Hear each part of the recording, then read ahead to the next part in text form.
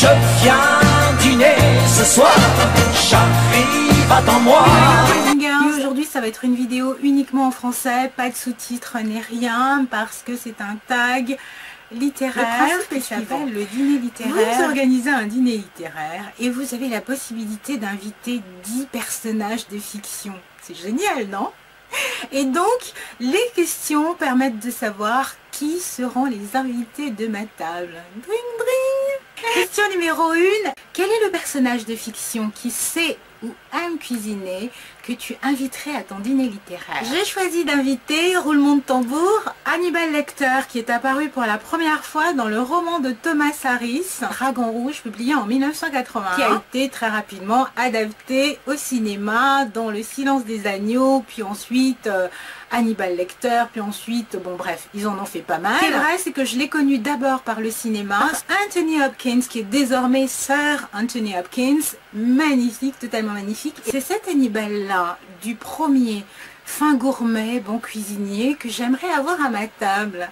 Deuxième question, quel personnage choisirais-tu pour financer la soirée? Gatsby le magnifique, pour son côté extravagant, démesuré. Certains d'entre vous connaissent peut-être mieux Gatsby le magnifique à travers les adaptations cinématographiques les plus célèbres, celle de Jack Clayton, faite en 1974 avec Robert Redford dans le rôle de Gatsby, et celle de Baz Luhrmann, faite en 2013 avec Leonardo DiCaprio dans le rôle de Gatsby. J'avoue avoir une préférence pour l'original, publié en 25 par Francis Scott Fitzgerald himself, et donc je serais ravie d'avoir ce Gatsby-là comme financier du dîner. Troisième question, un personnage qui pourrait faire une scène. Alors là, cette question m'a un petit peu titillée parce que je déteste les scènes, surtout à dîner. Et pourtant, j'ai tout de même pensé à un personnage unique en son genre, fascinant, Sherlock Holmes. Pendant mes années collège, j'ai dévoré les Sherlock, entre autres. Je me suis dit que ce serait pas une mauvaise idée de l'inviter, comme il est supérieurement intelligent. Il trouverait forcément le moyen de provoquer l'un ou l'autre des invités et de créer une scène, mais ce ne serait pas une scène anodine. Ce serait une scène faite avec beaucoup de sarcasme, beaucoup d'ironie, et donc une scène à laquelle j'aurais plaisir à participer finalement. Donc ma réponse sera Sherlock Holmes. Quatrième personnage, un personnage drôle ou amusant. Au départ, j'étais un petit peu perplexe, et puis tout à coup, je me suis souvenue de Tante May, un livre qui est devenu depuis peu un de mes livres de chevet. J'adore cette femme exubérante, complètement fantasque, complètement infantile, qui fait faire à son petit neveu les 400 coups, et c'est fantastique. C'est le personnage de Patrick Dennis, donc c'est Tante May que j'inviterai comme personnage drôle ou amusant, parce que je suis sûre qu'elle nous fera énormément rire. Cinquième personnage, un personnage sociable ou populaire. Là encore, j'ai beaucoup hésité parce que qu'est-ce qu'on met dans sociable et qu'est-ce qu'on met dans populaire? Populaire au sens connu, populaire au sens aimé des autres. J'ai vraiment pensé à Charles Swann. Finalement, je trouve que c'est un dandy qui sait se mouvoir en société, donc qui est sociable, et qui en plus est très populaire dans le sens populaire connu. On connaît forcément Swann même si on n'a pas lu La Recherche, ne fût-ce que par la chanson de Dave. J'irais bien refaire un tour du côté de chez Swann. Voilà, donc un personnage qui aurait tout à fait sa place à ma table. Sixième question, alors ce tag étant originellement anglais, la plupart des blogs sur lesquels j'ai vu cette question, la question c'était quel vilain inviterais-tu? Or, pour moi, villain en anglais c'est un méchant. Un vilain en français a peut-être été autrefois un méchant, mais aujourd'hui un vilain c'est plus une mocheté. Donc j'ai préféré garder la traduction contemporaine, juste pour expliquer à ceux qui voudraient reprendre ce tag pourquoi ils ne trouveraient pas la même question ailleurs. Quel est le méchant que tu inviterais à ton dîner littéraire? Alors là, j'ai pas hésité une seconde parce que mon méchant préféré de tous les temps, c'est un personnage récurrent de la comédie humaine de Balzac. Vautrin, alias Trompe-la-Mort, alias Carlos Herrera, alias Jacques Collin, bref, l'ancien forçat, l'ancien bagnard qui qui est passé maître dans l'art de se déguiser, dans l'art de prendre de multiples identités, dans l'art de toujours rebondir alors qu'on le croit perdu. Je me souviens quand j'ai lu Le Père Goriot au collège, que j'avais été fascinée par ce type qui était dans cette pension. Alors c'est vrai que toute l'attention se focalisait sur le Père Goriot et ses filles et blablabla. Moi, le duo qui m'a vraiment intéressée dans le Père Goriot, c'est Rastignac et Vautrin. Je l'ai retrouvé ensuite dans Les Illusions perdues. Il apparaît en effet à la fin sous les traits de Carlos Herrera. Et là, c'est là qu'il sauve Lucien de Rubempré. Bref, on le retrouve de façon plus importante dans Splendeur et misère des courtisanes, et là il est vraiment au sommet. C'est un personnage fascinant que je tiens absolument à avoir à ma table pour ce dîner littéraire. Question numéro 7. Quel est le couple pas forcément romantique, donc des personnes qui ne sont pas forcément ensemble, que j'aimerais voir à mon dîner?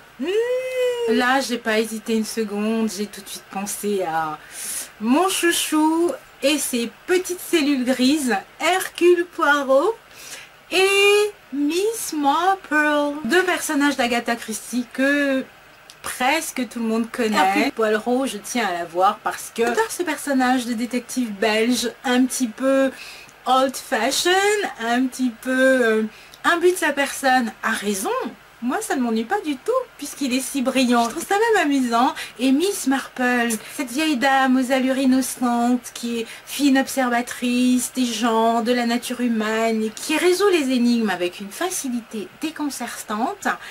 Je pourrais pas faire un dîner littéraire sans ces deux-là. Donc, mon couple, ça sera Hercule Poirot et Miss Marple.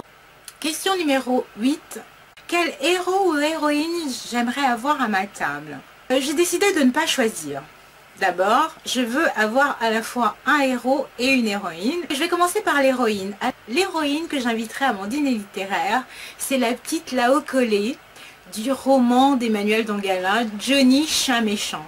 J'ai vraiment adoré ce roman, tant par la structure que par le style, que par le fond de l'histoire.